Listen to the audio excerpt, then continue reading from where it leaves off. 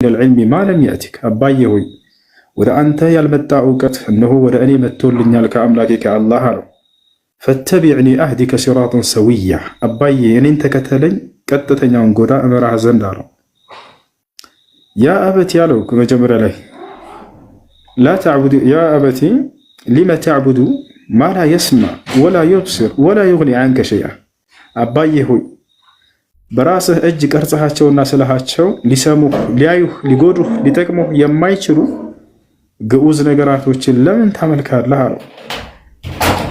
አብርሃም አባቱ ሲያመልካቸው ሲሰግድላቸው የነበሩ አካሎች ዝም ብሎ ከንቱ ዝም ብሎ ቅርጻ ቅርጽ ስሎ እንዳይመስላችሁ ጻድቅ ናቸው፣ ቅዱስ ናቸው፣ ጻድቃን ናቸው ብለው የሚያስቧቸውን መልካም አካሎችን ነው ወደ አምላክ ያቀራርቡናል እያሉ ይቀርጻቸውና ይስሏቸው ነበር። ከመላእክትም ሊሆን ይችላል ከሰዎችም ጻድቃንና ቅዱሳን ብለው የሚያስቧቸው። አንድ አምላክ ማን ነው ብለው ያምናሉ መሰላችሁ? አላህ ነው ብለው ያምናሉ። በየዘመናቱ ያሉ በነብያት ዘመን የነበሩ አጋሪዎች እንዳለ ታሪካቸውን ስታዩ ጊዜ ፈጣሪ ሰማይ ምድርን የፈጠረው አንዱ አምላክ ነው ብለው ያምናሉ። ግን በዚያ በአንዱ አምላክ ላይ ይደርባሉ። ምን እያሉ?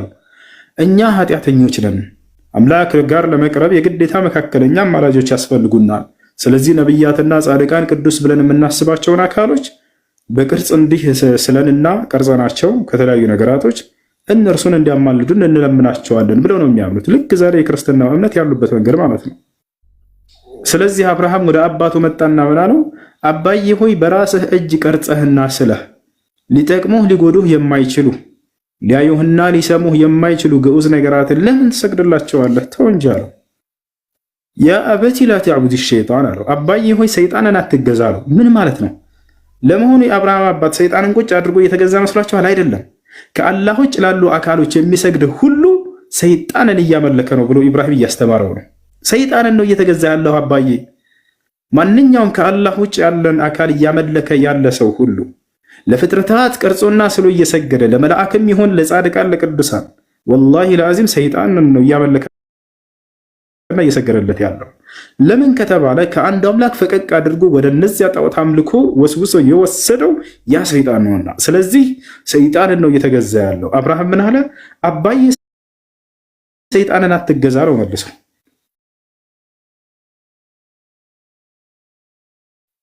መጀመሪያ ምን ብሎት?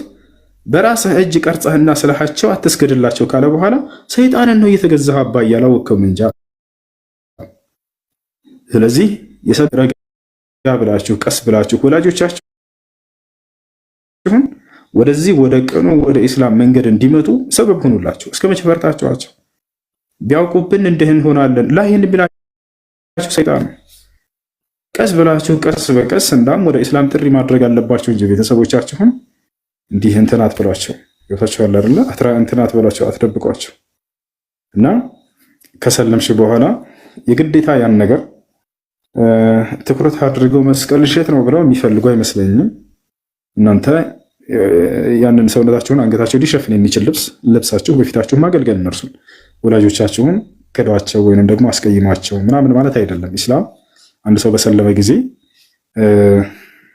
ቤተሰቡን ይተዋላለም። አላህ ከሃዲዎችን ቢሆኑ እንኳን በምድራዊ ህይወታቸው ጥሩ ሁኔታ ተማማራቸው ብሎ አላህ ተናግሯል። ወሳሒብሁማ ፊ ዱንያ ማዕሩፋ ይላል። በምድራዊ ህይወታቸው በጥሩ ሁኔታ ተማማራቸው እያለ ይናገራል። አያችሁ፣ ይህ ቁርአን አንቀጽ ሱራ ሉቅማን ላይ ይገኛል። ወኢን ጃሃዳከ ዐላ አን ቱሽሪከ ቢ ማ ለይሰ ለከ ቢሂ ዒልሙን ፈላ ቱጢዕሁማ። ወላጆችህ ክርስቲያን ወይንም አይሁድ ወይንም አጋሪ ከሆኑ አንተ ሙስሊም ከሆንክ ምን አለ አላህ? ወኢን ጃሃዳከ ቢታገሉህ እንኳን አለ ወላጆች ዐላ አን ቱሽሪከ ቢ በእኔ ላይ መልሰህ እንድታጋራና እንድትክድ ከእስልምና እንድትወጣ ቢያስገድዱህ ቤተሰቦችህ ፈላ ቱጢዑማ አትታዘዛቸው አላምላክ አላህ። ወሳሒብሁማ ፊ ዱንያ ማዕሩፍ አለ። ነገር ግን በምድራዊ ሁኔታ በምድራዊ ህይወታቸው በጥሩ ሁኔታ ተማማራቸው አለ። ከሃይማኖትና ከአምልኮ ውጭ በምድራዊ ህይወታቸው ቤተሰቦቻችሁን አብሏቸው፣ አጠጧቸው፣ አገልግሏቸው፣ ልብሳቸውን እጠቡላቸው፣ የሚያዟቸውን ምድራዊ ትእዛዝ ታዘዟቸው፣ ችግር የለውም። ይህን አልከለከለም አላህ። ይህ ቁርአን አንቀጽ ወረደበት ምክንያት በአንድ ሰሃባ ምክንያት ነበር። በአንድ ሰለምቴ ሰሃባ ታሪኩ ወዲህ ነው። በነቢያችን ሙሐመድ ሰለላሁ ዐለይሂ ወሰለም ጊዜ አንድ ሰሃባ እስልምናን መጥቶ ይቀበላል። በተቀበለ ጊዜ ቤተሰቦች የአካባቢው ሰዎች ሄደው ለእናቱ ነገሯት። ልጅ ይሰለም አሏት። ልጅ ይሰለም። እናትየው በጣም ትወደዋለች። ሙታ የምትወደው ልጇ ነው ጀማ። በሰለመ ጊዜ ሄደው ሲነግሯት ልጄ ሰለመ? አዎ ሰልሟል።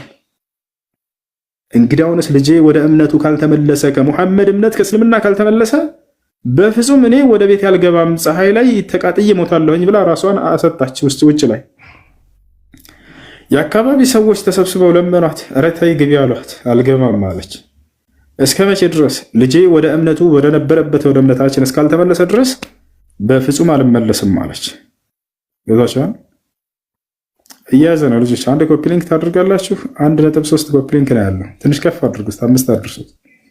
ያዝ እያደረገ ነው። እሺ ከዛ በኋላ ይሄ ሰው ፀሐይ ላይ ማኖቼ እናት ፀሐይ ላይ መመታት ጀመረች። ሲመጣ ጊዜ ያ ሱሐባ እስልምናን የተቀበለው የነብዩ ሰለላሁ ዐለይሂ ወሰለም ሱሐባ ልክ ሲመጣ ጊዜ ቤቱ ላይ ሰዎች ተሰባስበው ተመለከተ። ምኑ ናችሁ ነው አላቸው። ደንግጧል። እናትህ እስልምናን መቀበልህን ሰምታ ፀሐይ ላይ ራሷን አሰጣች። ልጄ ወደ ነበረበት እምነት እስካልተመለሰም ድረስ አልገባም ብላ ነው አሉት። ሄድና ቀረበ። እናቱን በጣም ይወዳታል። እማዬ ግቢ እንጂ አላት። አልገባም ልጅ አለችው። አልገባም ልጄ። ለምን አትገቢም አላት። ወደ እስልምና እንደሄድክ ሰምቻለሁኝ። ወደ እምነታችን ዳግም ካልተመለስክ በፍጹም አልገባም፣ ራሴን አቃጥዬ እዚሁ ነፍሴ እስክትወጣ ታየኛለህ አለችው። በጣም እንደሚወዳት ስለምታውቅ በዚህ ልትቀጣው ነው እሱ።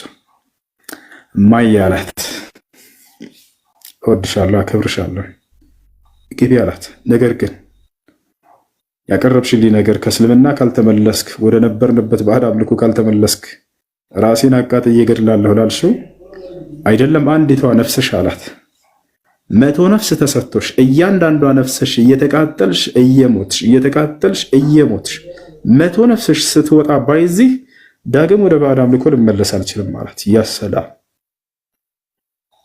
የሚገርም የጽናት ንግግር ነው። ገብታችኋል? አይደለም አንዷ ነፍስሽ አላት። በጣም ይወዳታል እኮ በጣም እወድሻለሁኝ አላት። ነገር ግን ወደ ባዕድ አምልኮ እንድመለስ ፈልገሽ ከሆነ እንደገና 100 ነፍስ ተሰጥቶሽ 100 ነፍስሽ እየተቃጠልሽ ልትሞች እዚህ ባይ በፍጹም ልመለስ አልችልም ማለት እና ይህ ነው እና በቻላችሁ አቅም ኢስላምን ከተቀበላችሁ በኋላ መጽናት አለባችሁ። ስለ ዲናችሁ በመማር አላህ የሚያዛቸውን ግዴታ ተግባራቶች መፈጸም ምናምን። እሺ ሌላኛው ምንድነው? ያ ማለት ለእነሱ ማሳወቅ ይጠበቅብሻል ወይ መስለምሽን የግዴታ እንደው በቃ ለአደጋ የሚያደርሱባችሁ ከሆነ አታሳውቋቸው። ነገር ግን ለእናንተ ጣጣ ከሌላቸው በዚህ ነገር ላይ አሳውቋቸው ነው። በኢብራሂምም አደጋ ሊያደርስበት በሆነ ጊዜ ጥሎት ይሄድ አባቱን። አባቱ ምን አለው? ለአርጁመነከ ወህጁርኒ መሊያ አለው። ኢብራሂም ሆይ ይህን ቃልህን መስማት አልፈልግም፣ ራቀኝ በቃ ከዚህ አለው። እቀጠቅጥሃለሁ ካልሆነ ደበድብሃለሁ አለው። ኢብራሂምም ምን አለ? አይ እገጥምሃለሁ እዚሁ አላለው። አይ በቃ እሄዳለሁ ነው ያለው።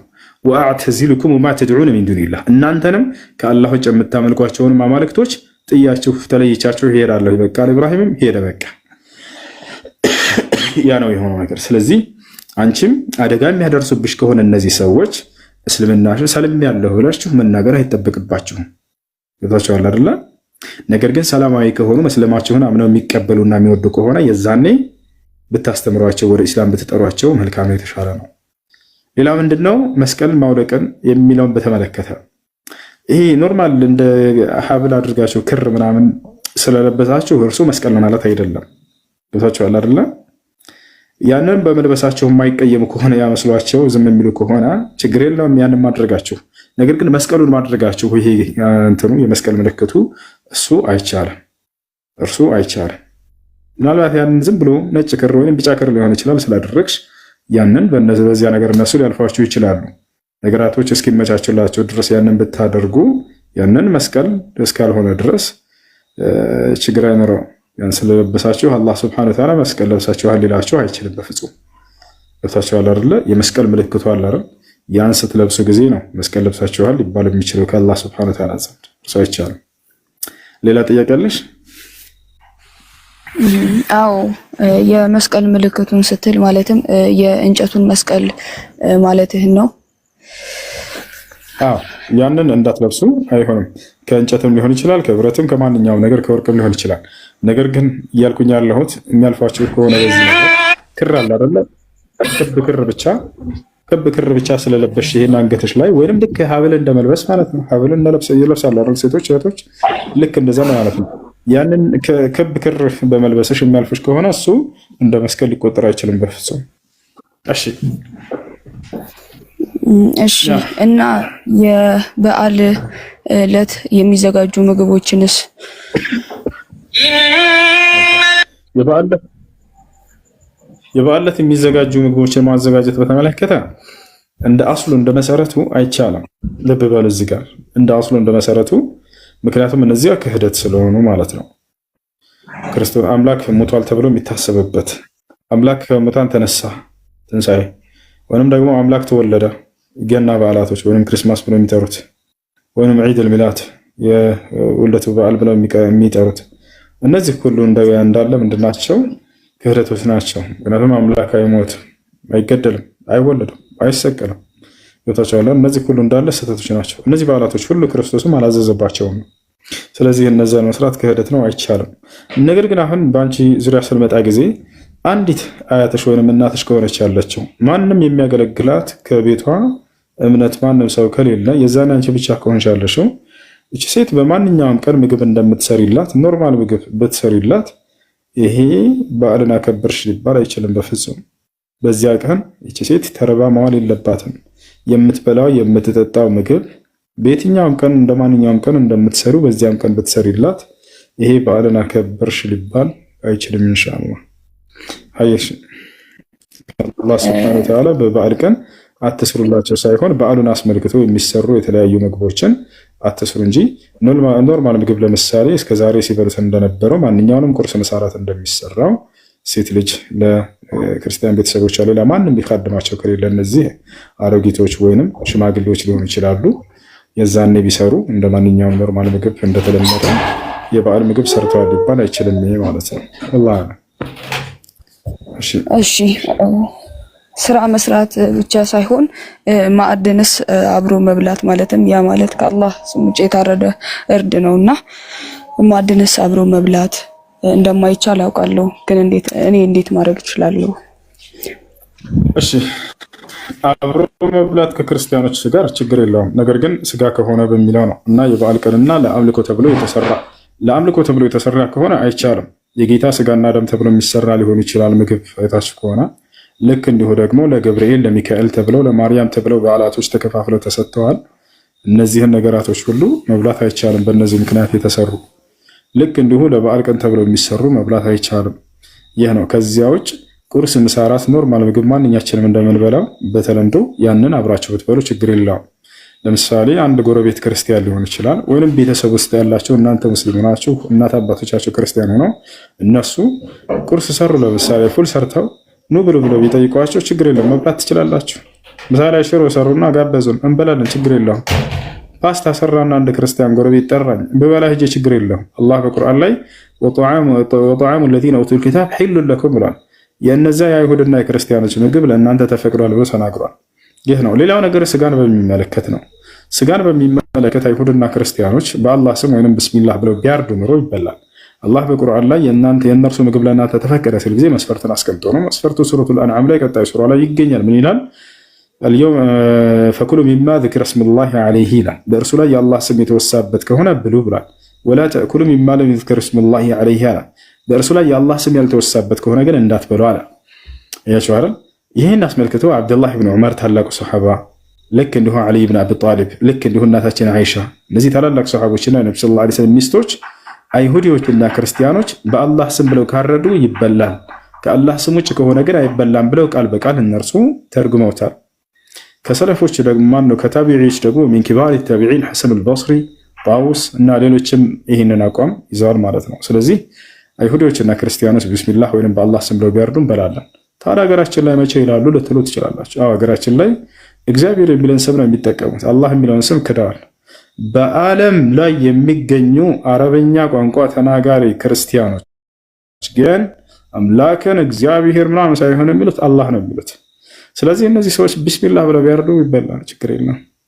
ሀገራችን ላይ አይሉም እንጂ ቢስሚላህ ብለው ቢያርድ አንድ ክርስቲያን በአላህ ስም ብለው ቢያርድ ይበላል። የዛኔ ችግር የለውም ማለት ነው። እሺ ሌላ ጥያቄዎች ካሉሽ መጠየቅ ትችላለሽ። አመሰግናለሁ። እነዚህን ዶር ጥያቄዎች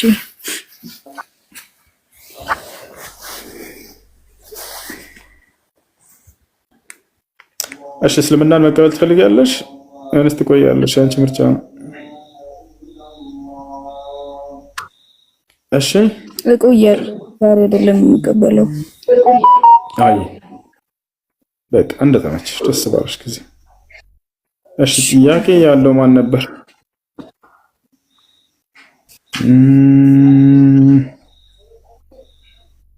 እሺ ጥያቄ ያለው ከገባችሁት። አሎ ሰላም አለይኩም። ጥያቄ ያለኝ መጠየቅ ይቻላል? እሺ ጠይቅሽ። ጥያቄ ምንድን ነው? አለይኩም ሰላም።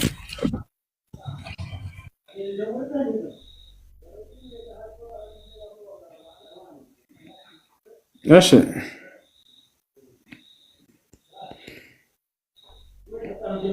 አሎ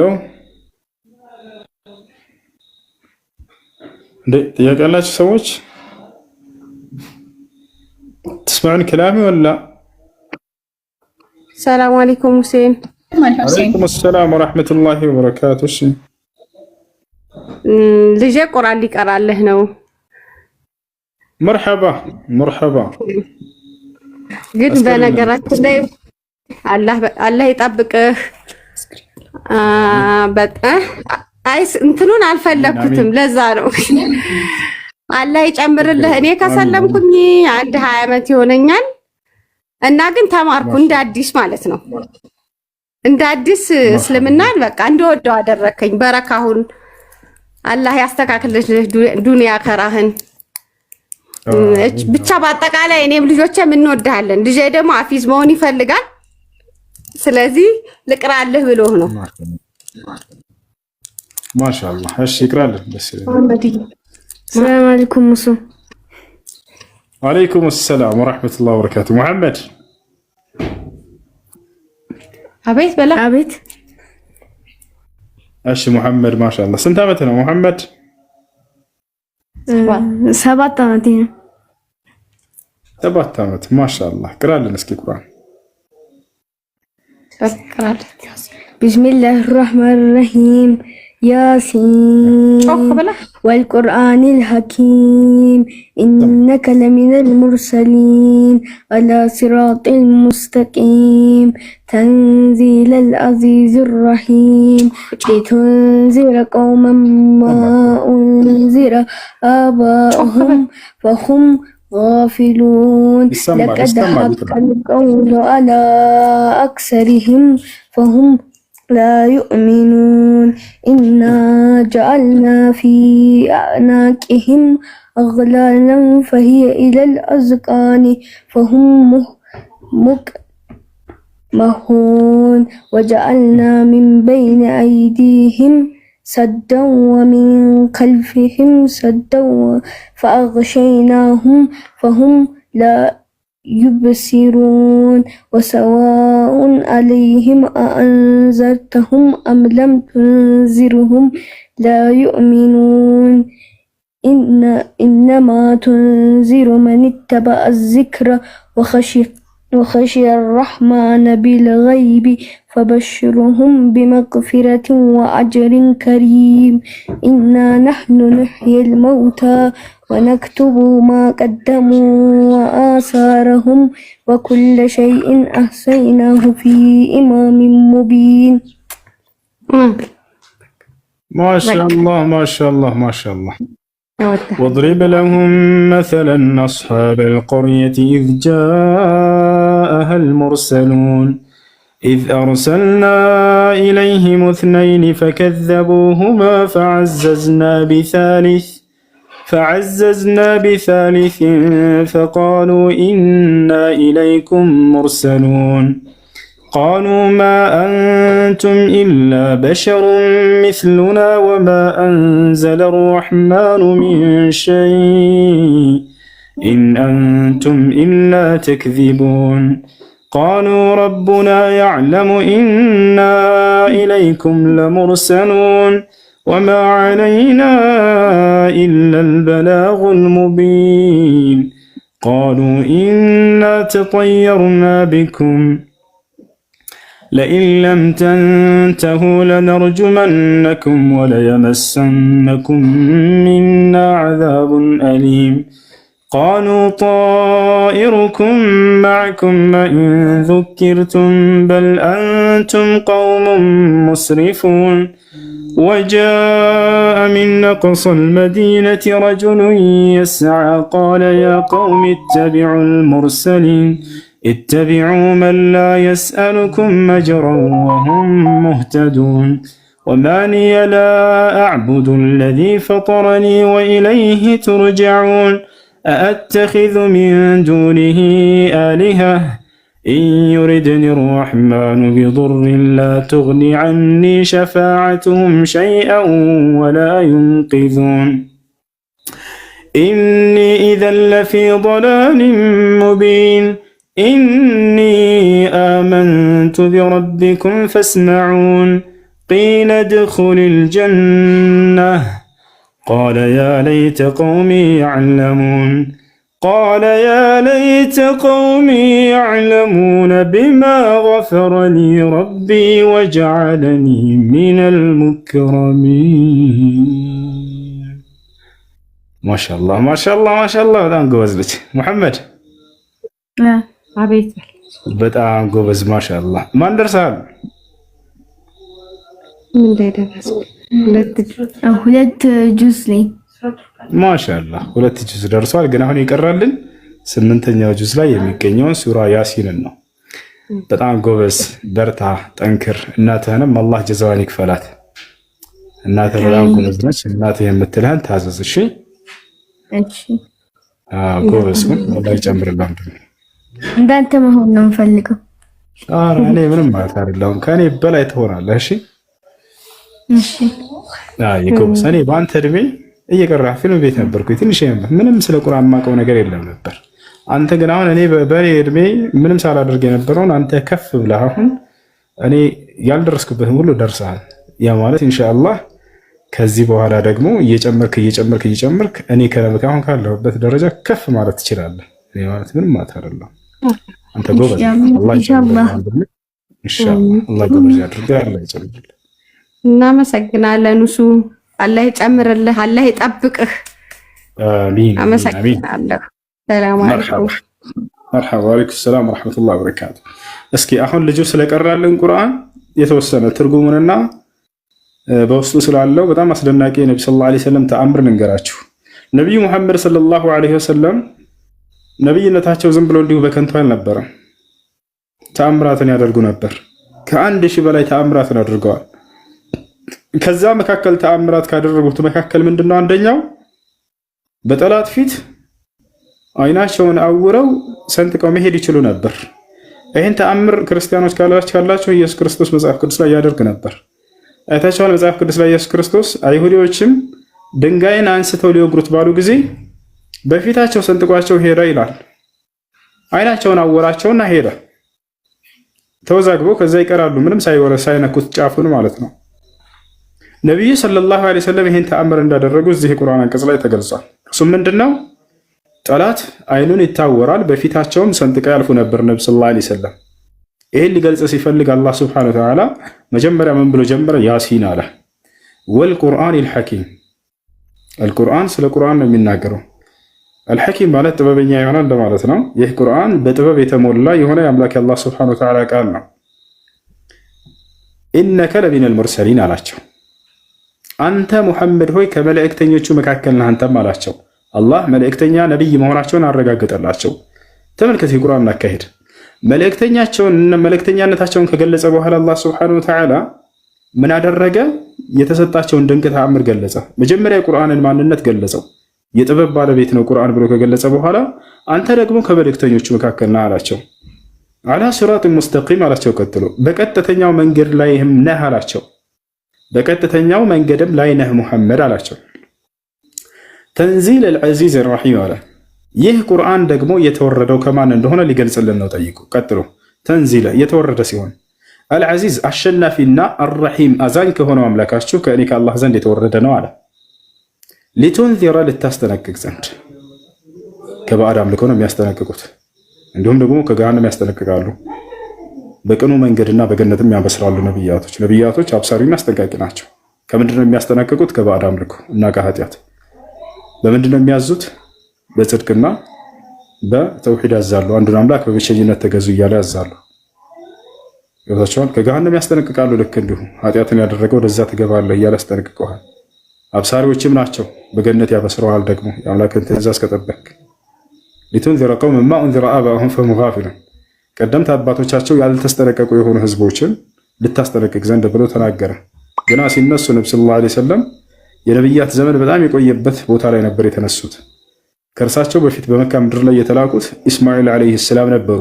በኢስማኤል እና በነቢ ሰለላሁ ዐለይሂ ወሰለም መካከል እንግዲህ ብዙ ዘመናት አልፏል። አባቶቻቸው ያልተስጠነቀቁ ያለበት ምክንያት ለዚህ ነው። ፈሁም ጋፊሉን። ነቢዩ ሰለላሁ ዐለይሂ ወሰለም ሲላኩ ጊዜ ስቴፕ ባይ ስቴፕ ወይንም ደግሞ አላህ ስብሐነሁ ወተዓላ ደረጃ በደረጃ እያደረገን የላካቸው። መጀመሪያ አምላክ ነቢይን ነው የሚያናግረው አይደለም። አንተ በእኔ መንገድ ላይ ሆን ብሎ ያናግረዋል። ያ ማለት እርሱን ብቻ ነው የላከው ማለት ነው አይደለም። የመጀመሪያው ስቴፕ ምንድነው? አምላክ ነቢያትን ያናግራል። ከዚያስ ቤተሰቦችህን አናግር ይለዋል። ከዚያስ ዘመዶችህን አናግር ይለዋል። ከዚያስ የአካባቢህን ሰዎች አናግር ይለዋል። ከዚያስ ለዓለም መላክ ካለበት ለዓለም ህዝብ አድርስ ይለዋል። አያቸው አይደለም? ስለዚህ ይህንን የቁርአን አንቀጽ ነቢያችን ሰለላሁ ዐለይሂ ወሰለም ገና አላህ ሲያናግራቸው ያ አዩሃል ሙዘሚል ያ አዩሃል ሙደሲር እያለ አናገራቸው። አንተ እያለ አንተ ተከናናቢ ሆይ ኢቅራ አንብብ እያለ ቅድሚያ እሳቸውን ነው ያናገረው አይደለ? ከዚያ በኋላ ማንን ወደ የት ሄዳላቸው? አላህ ሱብሓነሁ ወተዓላ ወደ ቤተሰቦችህ ወአንዚር ዓሺረተከል አቅረቢን አላቸው። የቅርብ ቤተሰቦችህን አስጠንቅቅ አላቸው። ቀጥሉ የት አድርገው እባክህን እስክጨርስ ድረስ። ስለዚህ መጀመሪያ አምላክ ያን ነቢይ ያናግረዋል።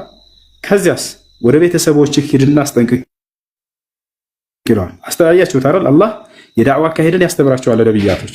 መጀመሪያ እነርሱን አስተምሮ ከዛ ቤተሰቦችህን ይላቸዋል። ከዚያ የሀገርን ህዝብ ብቻ አላቸው አላህ ሱብሓነሁ ወተዓላ። የመካን ሰዎች አስተምር እያለ አላህ ያዛቸዋል በግልጽ። ከዚያ ቀጥሎ ወዴት ይሄዳል? ለዓለም ደግሞ ሂድና አስተምር አላቸው። አያችሁ አይደለ? አሁን እዚህ ቦታ ላይ አንዳንድ ሰዎች ሊያወናብዷቸው ምን ያደርጋሉ? የሀገርህን ሰዎች ለመካ ሰዎች የሚለውን ያመጡና ሙሐመድ ለመካ ነው የተላከው ይላቸዋል። አያችሁ አይደል? እንዴት እንደሚያጭበረብሩ። ቀድሞ አላህ ያን ነብይ ነው የሚያዘው። ከዚያ ቤተሰቦችህን ይለዋል። ከዚያ የሀገርህን ሰዎች ይለዋል። ከዚያ የዓለምን ህዝብ ብሎ አላህ ነብዩ ሰለላሁ ዐለይሂ ወሰለም በአራቱ መንገድ አዟቸዋል። ለዓለም እንዳዘዛቸዋለሁ ከተባለ አዎ ወማ አርሰልናከ ኢላ ረሕመተን ሊልዓለሚን ለዓለማት እዝነት አድርጌ እንጂ አላኩህም ይላቸዋል። አያችሁ አይደል? ለቤተሰቦቻቸውስ ብሏቸዋል ወይ? አዎ ለቤተሰቦችህን ብሏቸዋል። ወአንዚር ዓሺረተከል አቅረቢን አላቸው። የቅርብ ቤተሰቦችህን አስጠንቅቅ አላቸው። ይሄን አምጥቶ ምን ይሏቸዋል? አሃ ለቤተሰቦች ነው የተላከው ሙሐመድ። ከዚያስ ለሌላም አልተላከም ይሏቸዋል። አሃ ለቤተሰቦች ተልኳል በሚለው እንስማማችኋለን፣ ችግር የለውም በሏቸው። ነገር ግን ይሄን አንቀጽ ይዛችሁ ለሌላ አልተላከም የሚለውን ማን ያለህ እንደሱ? አያችሁ አይደል? ሂድና ለአንድ ሰው ሂድና ይሄን መልእክት ሂድና ላከል ለዘለቀ ነገር አልኩኝና ላኩህ። ለሌላ ሰው ግን እንዳት ነገር ካልኩህ እሺ የዛኔ ገድቤዋለሁ በዚያ በሰው ላይ ማለት ነው። አያችሁ አይደል? ነገር ግን ለዘለቀ ነገር ብዬ መናገሬ ከዘለቀው ለሌላ ሰዎች አትናገር የሚለውን አስይዛል ወይ አስይዛል?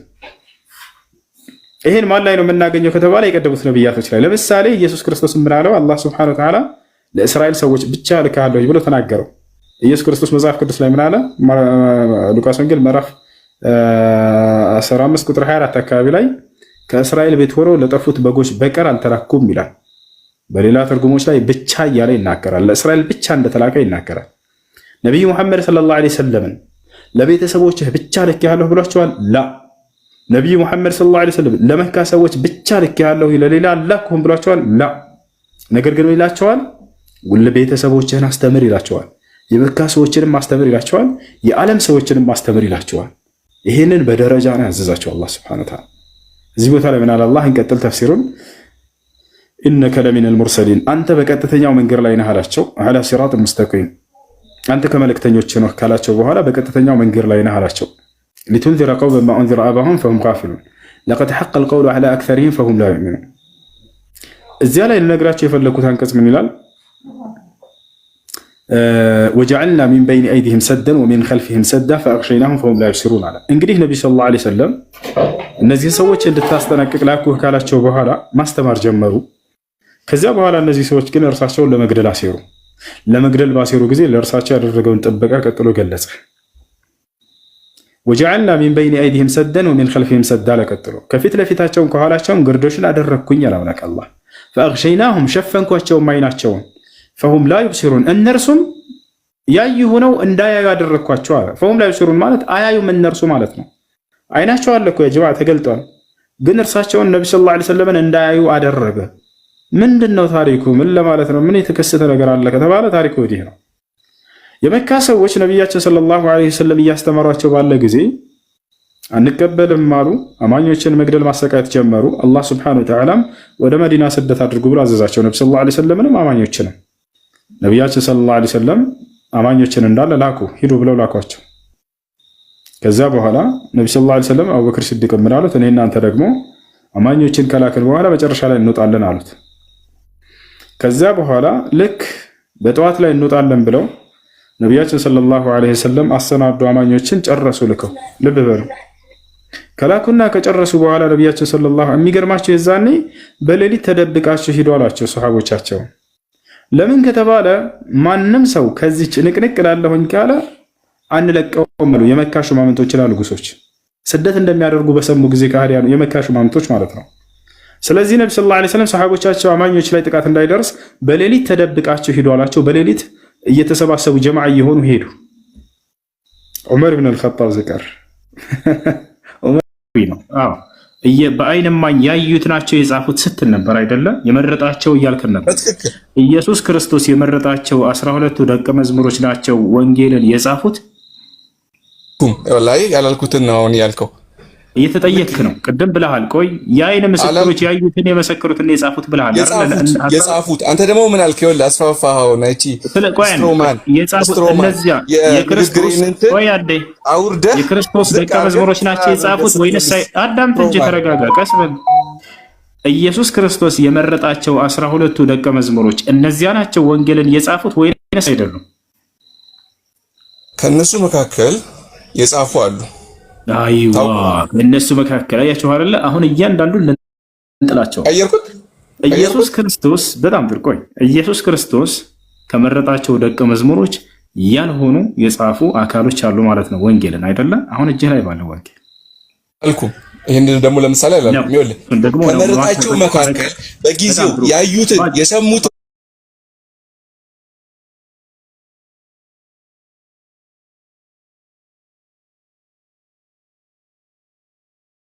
ያዩትን የሰሙትን መሰከሩ ማስረጃ ይሰጣል። አብሽር ችግር የለውም። ሉቃስ ኢየሱስ ክርስቶስ ከመረጣቸው ከ12ቱ ደቀ መዝሙሮች መካከል ነው ወይንስ አይደለም? አይደለም ብለህ አንቺ አፍርጠህ ይሄን ነው ዛሬ ለሰዎች አንተ ማላቀውን አላቅም ነው የምልህ። በፍጹም ሉቃስ ቆይ ኢየሱስ ክርስቶስ ከመረጣቸው ከ12ቱ ደቀ መዝሙሮች መካከል ነው ወይንስ አይደለም? አይደለም በል። ይሄ ትልቅ የወንጌል ጸሐፊ ክርስቶስ አልመረጠውም ማለት ነው። ይሄን አላውቅም እንድታውቅ አደርግሃለሁ። ማስረጃ ላሳየ 12ቱ ደቀ መዝሙሮች ማን እንደሆኑ። ቆይ ወዴት ነው አትሄዱ? እያስተማርኩት ትሄዳለህ። ከ12ቱ ደቀ መዝሙሮች መካከል ሁላቸውንም አሁን ኢየሱስ የመረጣቸውን በመጽሐፍ ቅዱስ ላይ ላስነብብህ ነው። በእነዚያ ውስጥ ሉቃስ እና ማርቆስ አሉ የሉም የሚለውን እንሄዳለን። ማርቆስ ልጨምርልህ፣ ልመርቅልህ። ርቀት እንወዳለን ሙስሊሞች። አንድ ብቻ ሳይሆን 2ቱ ደቀ መዝሙሮች ኢየሱስ ክርስቶስ ያልመረጣቸው ናቸው። አላውቅም ብለህ እንድታልፍ አላደረገም፣ እንድታውቅ ትሆናለህ። ማቴዎስ ወንጌል ምዕራፍ 10 ከቁጥር 2 ጀምረሽ አጭለት አንድ ዛህራ ያውና 12ቱ ደቀ መዝሙሮች እናያቸው። ያውና የ12ቱም ሐዋርያት ስም ይህ ነው ይላል። ይታያል። የተናንሳ አንዴ አይዋ አሁን ተዋወቃቸው 12ቱን። የ12ቱም ሐዋርያት ስም ይህ ነው። መጀመሪያው ጴጥሮስ የተባለው ስምዖን ወንድሙ እንድርያስም፣ የዘብዴዎስ ልጅ ያዕቆብ ወንድሙ ዮሐንስም፣ ፊልጶስም፣ በርቶሎሜዎስም፣ ቶማስም፣ ቀራጮ ማቴዎስም፣ የእልፊዮስ ልጅ ያዕቆብም፣ ታዲዮስም የተባለው ልብድዮስ፣ ቀነናዊውም ስምዖን፣ ደግሞም አሳልፎ የሰጠው የአስቆርቱ ይሁዳ። ያሰላም ሁለቱ የወንጌል ባለቤቶች አንድ አውጫቸው ዛራ። ሁለቱ የወንጌል ባለቤቶች እዛች ጋር ሰረዞቹን ተጫኝና ሁለቱ የወንጌል ባለቤት እነዚህን አሁን እዚህ ጋር የወንጌል ጸሐፊዎች ማርቆስ ወንጌል፣ ሉቃስ ወንጌል የተባሉ በሁለቱ ተከታታይ ታላላቅ የወንጌል ጸሐፊያን ኢየሱስ ክርስቶስ ከመረጣቸው ከ12ቱ ደቀ መዝሙሮች ውስጥ የሉበትም። ስለዚህ ክርስቶስ ያልመረጣቸው የአይን እማኞች ያልሆኑ አካሎች ጽፈው ሰጥተው ያለ ነው። ይሄን ወንጌል እያልኩህ ነው። ያው እና ሁለቱ የሉም ከ12ቱ ውስጥ አላውቃቸውም ብለህ ነበረ። ያ አሁን አሳውቀናል። የሉም ብለህ መስክር። አሁን ይሄን እውነት አፈንዳው ለክርስቲያኑ ሕዝብ መስክር። ወንጌል ሊሰብክ ነው። አሁን ያላ ንገራቸው። የሉም ብለህ አረፍት ነው። ብዙ ሚስጥራት ሊኖሩት ይችላሉ። የዚህን ትርጉም አሁን በቀጥታ ልመልስ ስላልችልም ስላሉት ብቻ ነው። ትርጉም አይደለም፣ ትርጉምና ሚስጥር አይደለም። ይሄ ግልጽ ቃል ነው ያመጣው ለ12ቶቹ ትርጉምና ሚስጥር ብለህ አታልፍም። ቆይ አላውቃቸውም 12ቱን ብለህ ቅድም ላልፈህ መስሎህ ነበረ፣ አላልፍህም። አሁንም ሚስጥር ነው ይሄ ትርጉማቶች ምናምን ብለህ 12ቱ ደቀ መዝሙሮች ውስጥ የሉም ብለህ አንዴ ንገራቸው። 12ቱ ደቀ መዝሙሮች ያላ ማርቆስና ሉቃስ አሉ ይሉ በሐቅን የመጣው እውነትንማ እየተማመነን የማንሄድ ከሆነ ትወርዳለህ። እውነትን እየተማመነን መጽሐፍን በማስረጃ እያሳየህ ነው። እኔ ከራሴ ዝም ብዬ በግምት በል ብዬ አላስኬደም፣ አብሽር። ነገር ግን ከመጽሐፍ አውጥቼ 12ቱን አሳይቻለሁ። ከ12ቱ ውስጥ እንዳሉና እንደሌሉ አላውቅም ብለህ ነበር ቅድም፣ አሁን አሳውቀናል። ማቴዎስ ወንጌል ምዕራፍ 10 ከ2 ጀምሮ 12ቱ ደቀ መዝሙሮች ስማቸው ቆየ እነዚህ ከ12ቱ ውስጥ አሉበት የሉበትም? ምክንያቱም ቅድም ትልቁ ሽል ስለዋሸህ ነው። እሱ ምንድነው ይህንን ወንጌል የጻፉልን የአይን ምስክሮች ኢየሱስ ሐዋርያቶች ምናምን እያልክ ነበር። ኢየሱስ ክርስቶስ ያልመረጣቸው 2 ሰዎች እንደጻፉ አሁን አሳይተናል አይደለ?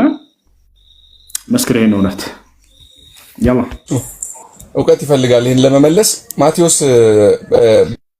በጊዜው ነበር አይደል? ከክርስቶስ ጋር አብሮት አየህ፣ ያየውን ሁሉ የጻፈ ነው ማለት ነው። ማቴዎስ ለምሳሌ እኔ እናንተ በምን ተማመነው? ውስጥ አለበት የሉበት? አንዱ ማቴዎስ ነበረበት የለበትም? አንተ ታውቃለህ፣ ንገረኝ። አንተ ቆይ እንጂ መጀመሪያ ይሄን መልስ እንጂ። እኔ እኮ አንተ እኮ ነው መጀመሪያ የአይን ምስክሮች ናቸው ብለህ ሙሉን ደምደም ካደረግሽ በኋላ እያወጣሁ እየጠየቅኩህ ነው። እነሱን ደግሞ አላውቃቸውም እና ነው ስትል ጊዜ አሳውቅና ስታውቅ ጊዜ ደግሞ ለእውነቱ መመስከር አለ። አሁን ካሳየኸኝ ውስጥ የሉም። ተረጋጋ እንጂ ቀስ። አይዋ በጣም ጥሩ እናመሰግናለን። አሁን ቀጥለቀ ወደ ጥያቄ ይሄ ነው እንትኑ አላማው የሉም ብለህ መሰከርከው። የአይን እማኞች ናቸው የሚለውን ነገር ውድቅ አደረግህ ራስህ። አሁን ካሳየህ ዩሱፍ ግድ የለም አንተ አላማ ይሄ ከሆነ ይሳካል፣ ይመችህ። ግን ልማር ነው የመጣሁት፣ መጠይቅህን በአግባቡ መልስልኝ። ምክንያቱም ቅድም ስትል የሰማኸው ማለት ነው። ለምሳሌ ማቴዎስ ምን ግባባው ላይ እንመልስ ለምሳሌ ይሄ የኔ ሃይማኖት ነው ያንተ አይደለም። አንተ አሁን ሌላ ሃይማኖት ውስጥ ገብተህ ነው እያወራ ያለው። እኔ እየጠየቅኩ ያለሁት ማቴዎስ በጊዜው ከክርስቶስ ጋር አብሮት ኖሯል አልኖረም? ታውቃለህ? ነበረ። ያየውን ነው የጻፈው ወይም ሁለቱ ያልከኝ እንደጻፈ ማስረጃ ያሳየን። በቃ እና ትልቁ ላይ ነው ከፈት ያለው ከፍታ ያሳየን። ማቴዎስ ወንጌል እንደጻፈ ማስረጃ። እኔ ምንም መጽሐፍ ቅዱስ አልያዝኩም። እኔ ቀጥታ አንተ እየጠየቅኩ ያለሁት ቆይ እኛ ይዘናል። ማቴዎስን እንደጻፈ አሳየን። ሁለቱን የወንጌል ባለቤቶች ጥለናል። አሁን ደግሞ ሁለቱን መንጣላቸው ሁላቸው ነው። ማቴዎስን እንደጻፈ ማስረጃ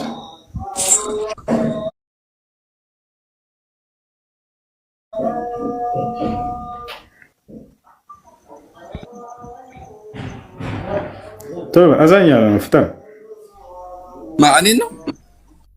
አረ መጽሐፍ አልያዝኩም አልከኝ። ስላልያዝኩና ግዘያን ነው። እኛ ደግሞ መጽሐፍ ስለያዘኛ የት ላይ እናውጣለን እኮ ማስረጃ አስጠንና ግዘን እናውጣለን እኮ ያልኩህ። እኔ ልናገር ማቴዎስ ወንጌልን ማቴዎስ እንደጻፈው ማስረጃ አስጠን እያልኩህ እኮ ነው። አንተ ሁለቱን ካንተው ነው የተነሳሁት። ሁሱ አሁን መጣው ካንተው ነው የተነሳሁት። እኔ የማውቀው ቅድም ምን አልክ? ከራስ ነው የተነሳሁት። ቅድም ምን አልክ? ካልከው ስነሳ ማቴዎስ እንደጻፈ ማስረጃ የለውም። እሺ በቃ እናመሰግናለን። ካልከው ስነሳ ወረደላቸው መጽሐፍ። እሺ ቶ እየደበረህ አላወራም። ቶ ሰላም ነው። እንዴት ነሽ? እሺ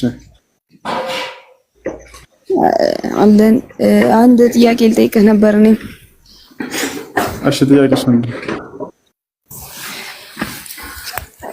እሺ እኔ ከኦርቶዶክስ ቤተሰቦቼ ጋር ነው የኖርኩትና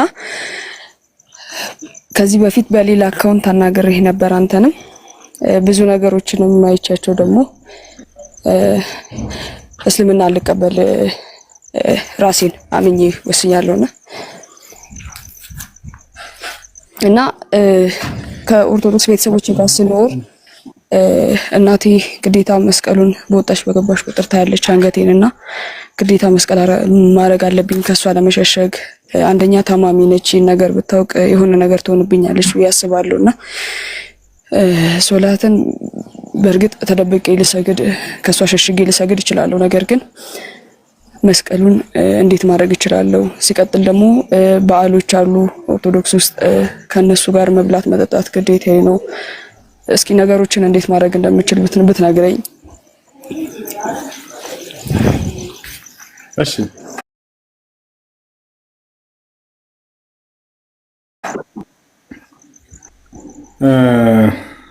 እስልምናን ስትቀበሉ ጊዜ ትእዛዛትን ሁሉ ከአምላካቸው ከአላህ ስብሐነሁ ወተዓላ ብቻ ነው በነብዩ ሰለላሁ ዐለይሂ ወሰለም በኩል የመጣን ተቀብላችሁ ልትኖሩበት የሚገባ የምድር ሰዎች ወደዱም ጠሉም ማለት ነው። እዚች ዓለም ላይ እንግዶች ናቸው፣ ዘላለም አትኖሩም። እድለኛ ሰው ብሎ ማለት በዚህ በኖረበት ዓለም ላይ የአምላኩን ትእዛዝ ጠብቆ የሄደ ሰው ነው። ሁሌ ይህንን ነገር ከአይናችሁ ላይ አድርጉ። ስኬታማ መሆን ትፈልጋላችሁ? ምድራዊ ጸጋን መሰብሰብ አይደለም ስኬታማነት። ስኬታማነት የፈጠራችሁን አምላካችሁን አውቃችሁ እርሱን ተገዝታችሁ መሄድ ነው። ሌላ አይደለም። ወላሂ ላዚም